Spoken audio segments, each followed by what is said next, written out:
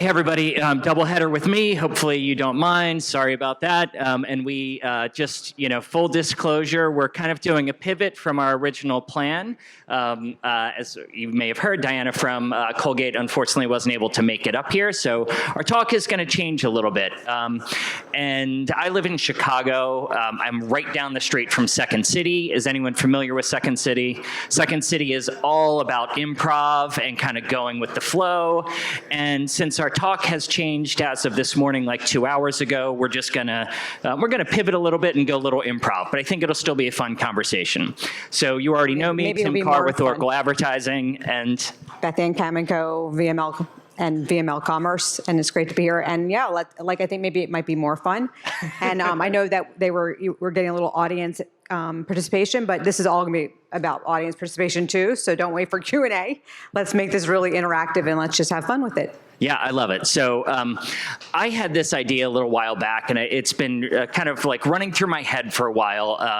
And I think it's really appropriate for this event, and I just want to talk about it for a minute. So quick show of hands. Anyone fans of Mad Men? Watch the show Mad Men, familiar with that, maybe deep into it, some folks here being in New York.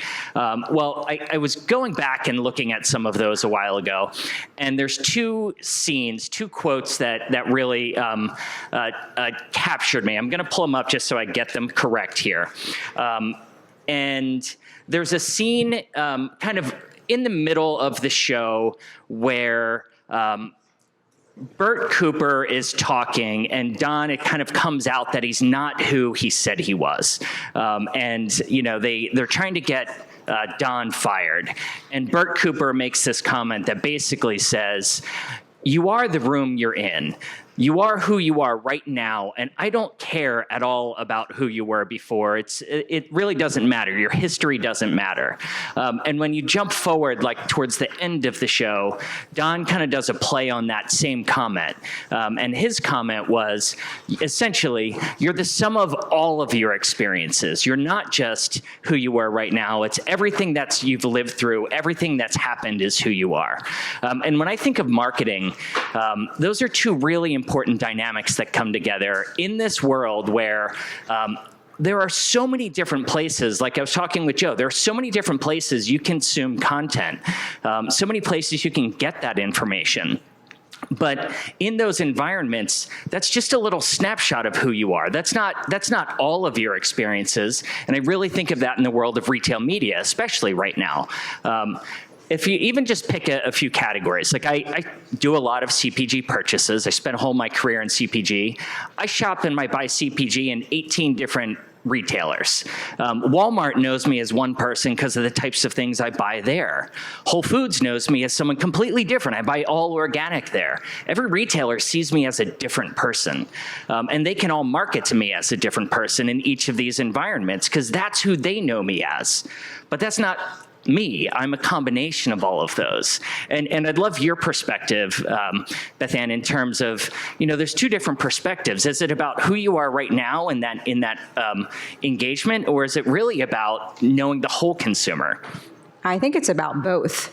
And we can kind of break this down into like a holistic spend of media dollars and budgets, how we market and how we dish up the right messages for somebody, to how we think about the person tied to a larger marketing plan. But I absolutely think it's both. And let's kind of like drill into it a little bit to get there. And I love your perspective as well from an Oracle standpoint. So a person is important to us in terms of contextual relevance. And say who I am and how I behave when I'm in sort of gym mode, and I'm going to the gym or I'm going for a workout and I'm in that kind of a mode, might still be very different than the decisions I might make in my basic grocery shop. When I'm thinking about, like entertaining, I'm thinking about my husband's needs, and I'm thinking in a much broader context. So I think slices of a human being matter in terms of that contextual relevance and the way we think about the data we capture for a unique situation, for how valuable certain retailers and retail environments might be. In my journey, I may have many different places where I might see digital communications or a combination of some physical messages, some digital messages on my journey to purchase something. And that contextual environment matters a lot, and understanding the full journey that I'm in also matters. So that holistic sense of, if I'm a Coca-Cola drinker, how important is a convenience for me? Have I ever purchased Coca-Cola beverages in convenience before? Or is the grocery environment way more important for me? So having that full kind of holistic view, and as we think about the steward of being there to help advise where that spend is in each retailer, you have to have that holistic view and that full data perspective on somebody to be able to make those kinds of choices. Yeah, I totally agree. It can't be a one or the other scenario, but that contextual relevance, I think, is super important, particularly as it relates to your ability to develop creative that's going to resonate with somebody. Because the message that you deliver to someone in that environment can really resonate if you understand what they're thinking about in that moment. And context is how you catch someone in a moment. And that's where I was going to go a little bit next is, I think that is sometimes the shortfall if you're thinking about retail media just as media versus recognizing it as a much more strategic way of thinking about your media and your marketing tied together. So if you think about it is almost like a programmatic channel, I think you're short-circuiting the value of understanding what each media moment has in terms of opportunity for creativity. And so we can get into that a little bit and talk about some examples of that. But what we try to really do is kind of like zoom out a bit and not just think about it in terms of this is like another digital channel for programmatic buy, but also looking at it holistically for that same purpose, looking at all of the data we can collect and looking at for those gems of insight that help us understand, okay, is this a creative moment, an opportunity?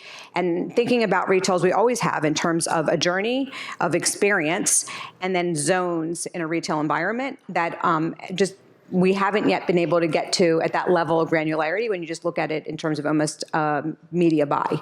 Yeah, and I think there's this interesting dynamic. The conversation started today, we heard from Samsung, we heard that notion that you need to hear a consistent message at least 7 times before it's going to start digesting. Mm-hmm. And there's a key there that the message needs to be consistent. So it's tricky balancing that idea that a consumer is engaging in content all over the place now. Yep. It's not just retail media.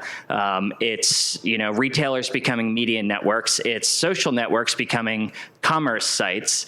It's brands delivering mass market messages, and how you try and weave this seamlessness through so that it is customized to that environment, but telling that consistent message. I think, in a lot of ways, the role of an agency might be more important than ever because it's very difficult to connect those dots across all of these journeys. I'd love to hear your perspective on, how has the agency role changed to have this seamless connection through all of these points, and maybe not just agency in general, but specifically what you're doing at VML. Yeah. First of all, I think it's an incredibly exciting time, probably one of the most exciting times ever in marketing and media. And I know we say this every so often, but I think genuinely, if you think about where we are right now, so much of what we used to talk about on stages like this, in terms of integration, in terms of the change of media, in terms of being able to do things through technology, that what we weren't really able to do at the scale and at the cost and the prices that we're able to do now, that is really going to enable creativity to explode, I think, in our space. And this full kind of convergence of media, marketing, commerce, sales, trade into marketing, and vice versa. So I think this is just an incredible period of time to be in our business. I would love to see a show of hands. Are there any other agency people in the audience? Anybody? Well, I know a couple of people from our team.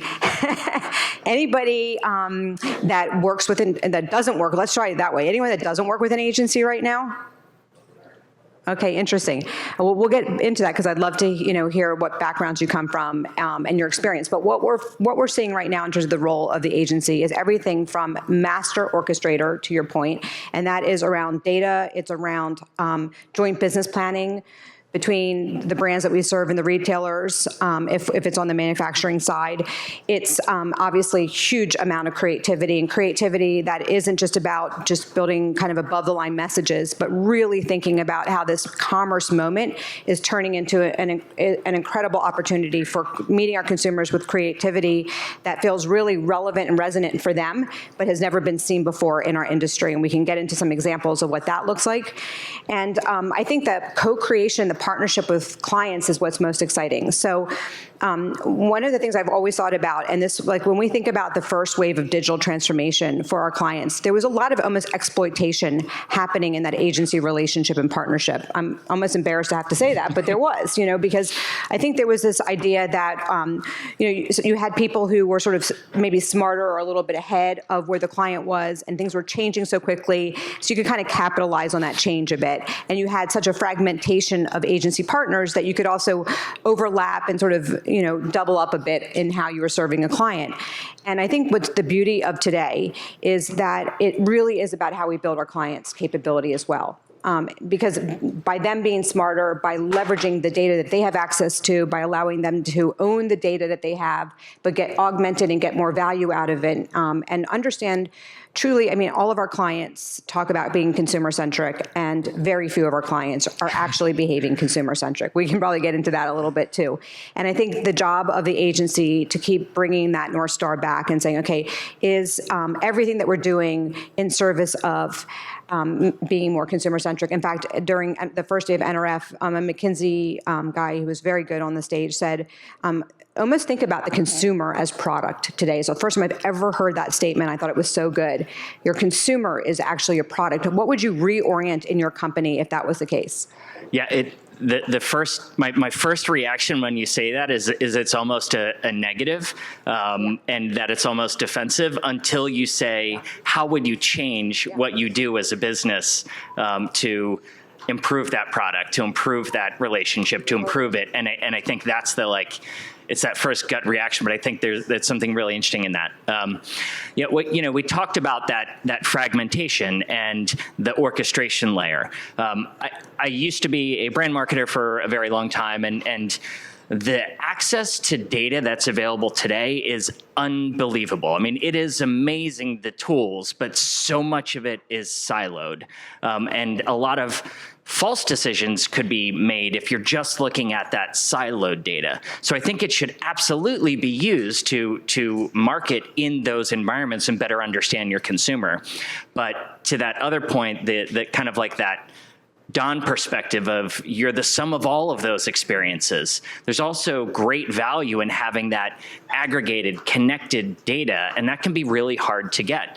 That's the role of bringing all of these pieces together so that you can blend that mix of contextually relevant in whatever that environment is, on the social platform, in a store, in various different stores, and that broad message so that you can weave that through line. I'll turn it back on you. So a question on that, especially as we think about AI now, for a company like Oracle, how are you leveraging AI to make yourselves smarter at bringing that holistic vision of the data together and extracting real value from it? Well, we've had a history of doing this kind of forever. We just weren't out marketing and calling it ML AI. This is kind of core to what you do when you bring lots of different data sets together. When you bring an identity graph together, you're bringing all of these various different data assets together. And I'll just be, very honest, there's a lot of data that comes and is out there that just is not necessarily that good. And there's value in bringing all of that data together, because then when you see it collectively, you can decide what to use. So we're constantly bringing data together and understanding and using machine learning and using various different technical methodologies to understand what we keep and what we don't, because we want a confidence level. We want to really understand who that consumer is. And we're bringing data together from hundreds of retailers to really understand what that consumer does and says, so you can really use that data. It's incredibly valuable for many channels, but it's not necessarily more valuable than that Walmart data or that Uber data or whatever environment you're in that moment if you're inside those doors, because of what we said before, having that connection of contextual relevance and what that consumer is thinking about in that moment. It's interesting that you say that, because as we sit here at Hudson Yards, I used to be the CMO of Westfield. And one of the things during that time, because again, back to this is a really critical and incredible moment that we're in right now, the challenge was, how do we get our retailers to share their data with us, and how do we leverage that on behalf of the consumer so that when they they are contextually relevant, when they're in our walls, that we have a chance to do some really exciting things with them. And there was so much resistance at the time from the retailers. And so what we did is we took our media network, which was, not what they are today, and we decided, this was kind of before retail media networks became a thing, but we were like, let's leverage that and see if we can get our retailers to participate more, because that last few hundred yards before you enter the store is probably more important for a J. Crew than the outdoor poster that was, miles and miles away that they probably never saw. And so could we also turn that media into much more creative, actionable moments for them? And then in doing that, we realized, hey, we actually have a bit of a network here. We have a captive audience now. We're getting an audience identity graph. And it was really the data that was at the heart of that changed the whole conversation, both internally for us to gather a different level of insight into, okay, now creatively what makes the most sense, but then in terms of the value we could offer back to our retailers, and then it became like that virtuous cycle of getting them to participate a lot more, because they were like, okay, now we understand, and we're going to get the value not of just our data here, we're going to get the cross-network value of all the data. Yeah, retail media is not a new thing. This has been going on for many, many, many years. It's just a new name put on what has been happening, and that's reaching consumers through retail data and in various environments, both in-store, inside the retailer's walls, on their websites, and off-site in various different platforms like social networks and other places. So it's not really a new concept, it's just a new term applied to things that have been going on for a long time. Yeah, so what gets exciting is we were at the VTEX event last night. I don't know if anyone's familiar with VTEX. It's another platform for commerce, for direct-to-consumer or brand business-to-business. And one of the things that they were talking about is this ability to, they were talking to Hearst. So here's a publisher who's now thinking shoppable content and thinking about publishing in all new ways. And so it's another kind of route to going direct to consumer, and all these kind of offshoots to their own business model, which gets really exciting. And so that's where I think this really cool moment that we're in is this intersection of everything's converging. Every channel's also a commerce channel. So when you start to think about what retail media starts to enable is also this ability to have all of our channels become selling channels and content channels. There was a question before about affiliate selling. And it's like the amount of opportunity that starts to ignite for brands becomes almost infinite. Yeah, and that gets to that value exchange of why would a retailer ever want to participate in some kind of data share? It's because it makes it better for the consumer. If it's better for the consumer and for the retailer, it's this kind of mutual value proposition that needs to exist when you bring these together. And then that's all about something that Joe talked about earlier. It's about reducing friction. You need to reduce buying friction, and a consumer's not always going to want to go to your website if they want to make a purchase. They want to be able to click a button in whatever environment that they're in and instantly get that piece of content. It's almost like the home shopping network creating little short form pieces of content that people are enjoying, learning something, and want to buy right away. Can I cut out a step and make it easier, reduce that buying friction for them? I completely agree. And I think one of the things that we're working with our clients on is, we kind of talked about the dirty language of personalization, because it starts to feel a bit creepy, or I'm following you. But I think it's, and he used the word tailoring. We always use the word customization.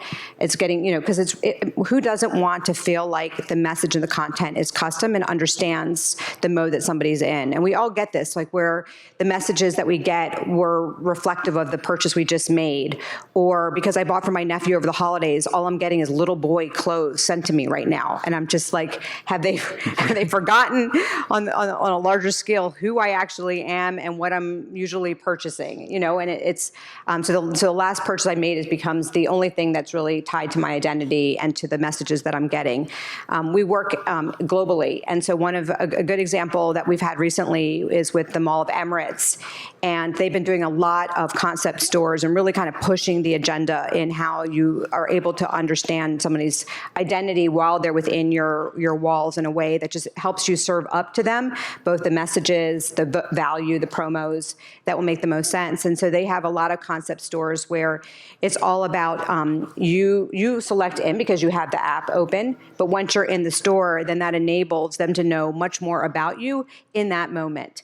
And so if you, if you take something off the rack, they know immediately your last purchases. They're able to show you content immediately on screen that's very specific to the clothes that you just took off rack. So everything that's happening is very custom, but everything is also very much respecting the fact that I understand that this is happening because it's offering you true value that is relevant to your own tastes and desires and things that we know about you, but it's also within the walls of an environment. So it's not like we're tracking you the minute you walk out of the store.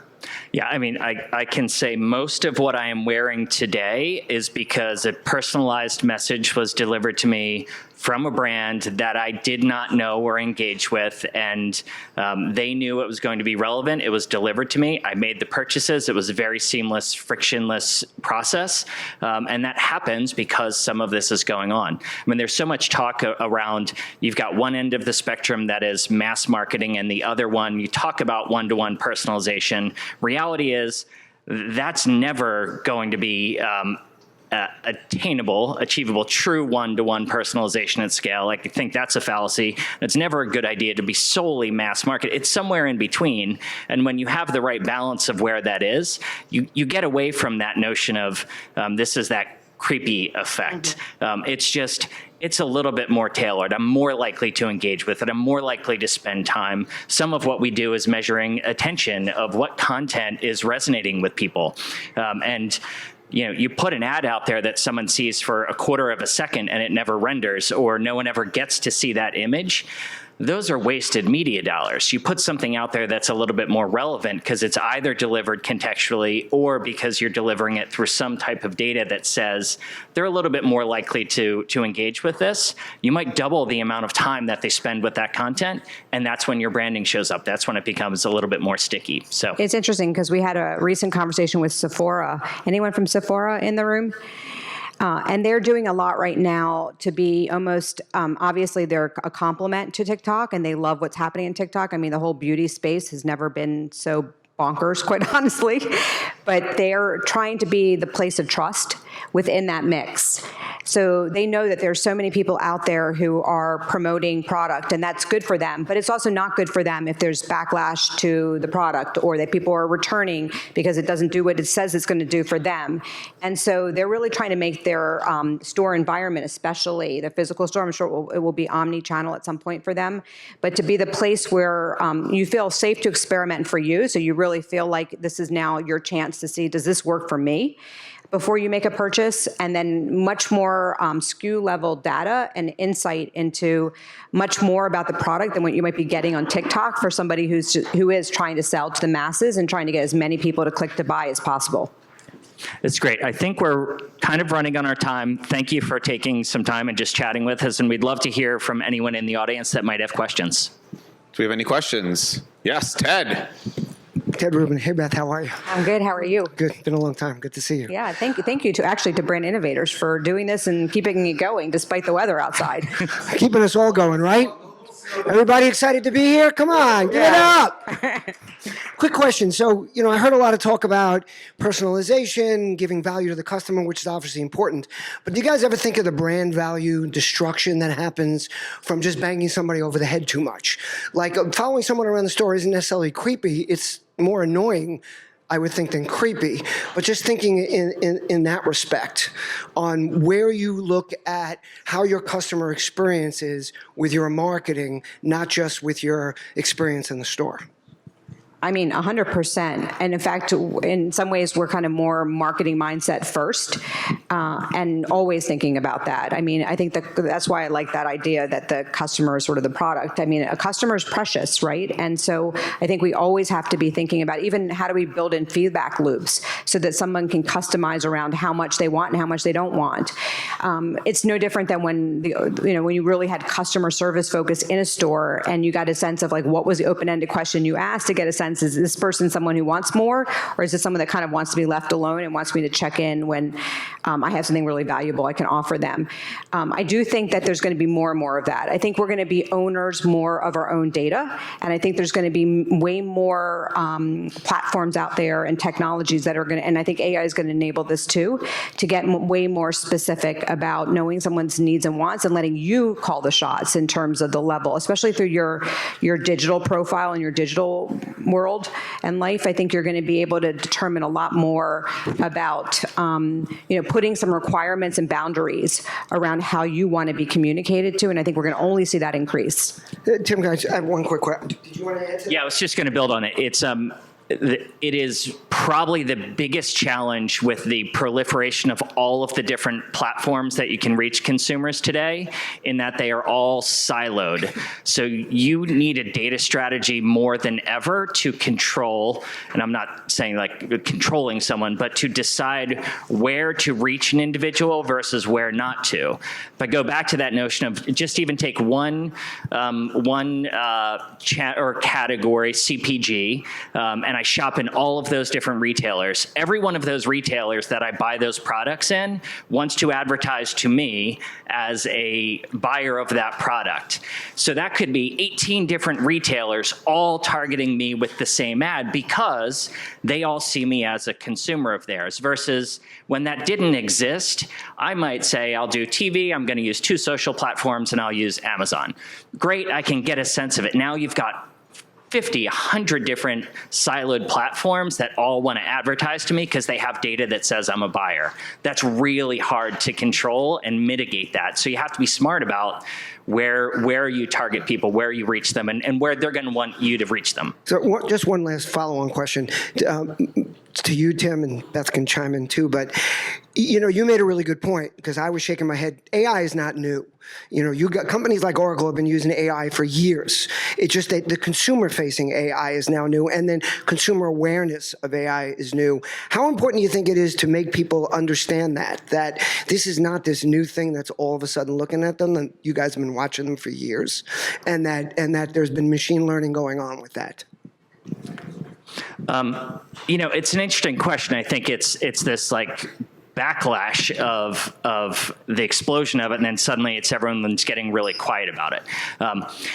There's new technology. There's real value in starting slow and truly understanding how this stuff works and how you're doing it, and making sure you've got the right permissions, the right way to use this stuff, versus just jumping in and letting things happen that you might be not expecting. So as much as it's great to adapt very quickly, I think there are times where you need to be prudent and make sure you're investing and ramping up to understand those implications. Yeah, I think I totally agree. And I think it comes down to use cases, the same thing that you're saying. We were talking to a guy the other night that runs a retailer, and it was on Shopify, and he was talking about the ability to send custom messages to new people who are coming on the platform, and be really specific to each of them. Now, they would never have had a customer support center that would ever be able to do that, but the ability to do that now, and there was immediate kind of traction and interaction from the people that they were sending those messages to, in a much more stronger open rate and conversion rate. So I think it's a test and learn your way through it. I think it is important to get the message out there, though, that this isn't new, especially when it comes to things like diversity. I think people have a lot of concern about it came on so fast. What has it been learning? Which are all good questions, and I think they're really important dialogues. But I do think there's got to be a transparency around this. But I think it's also important to recognize that some of it is the technology capability and how quickly the innovation and the ability to leverage and use AI in new ways, that is what's new. But the ability to have AI and do machine learning, I'm happen to be married to someone from MIT. So it has been a long time, right? So I'll leave you with this. I think, you hit on something really interesting. So when Tim and I first started talking, you brought up that Mad Men example, right? Are you who you are right now in this moment contextually, or are you an amalgamation of your history, right? And then you brought up another question at the end, which is thinking about, and the answer to that is probably both, right? Like it's both. And then do we go mass market or do we go personalization? And again, the answer is both, right? When I talk to CMOs and our community members, one of the biggest questions these days is around short-term versus long-term. Is it all performance and growth, or is it long-term brand building and loyalty? And again, the answer is both. But I think it speaks, there's like a recurring theme here, right? There's today's like marketing industry leaders, like the biggest struggle is that balancing act, right? It's not just a one size fits all or full force down any one avenue. It's how do you balance multiple approaches that will get you to where you need to be? And that I think speaks to, I think the state of the industry today is it's not just one, but it's balance. Yeah, it's not on off. Exactly. It's not even like 0 to 10. It's more like a soundboard where there's, 100 dials and buttons, and it's finding that right sequence for the job that you're trying to achieve. Exactly. And it's very easy to say it. It's a very different thing to actually do it, right? 100%. So that execution is a tough I do think the fun thing in our industry right now is that retail media is changing the whole conversation from a media marketing standpoint, and it's making us reassess, reoptimize, rethink about how you monetize all media. Yep. And I think that's a really fun thing. We've never been in this. I mean, I'm guessing most of you in this room are commerce or retailers or involved in that side of, since it's the NRF, but that's a really cool thing because that was never been really the case before. It is a very exciting time. But thank you very much for sharing with us, Tim and Beth Ann. This is wonderful.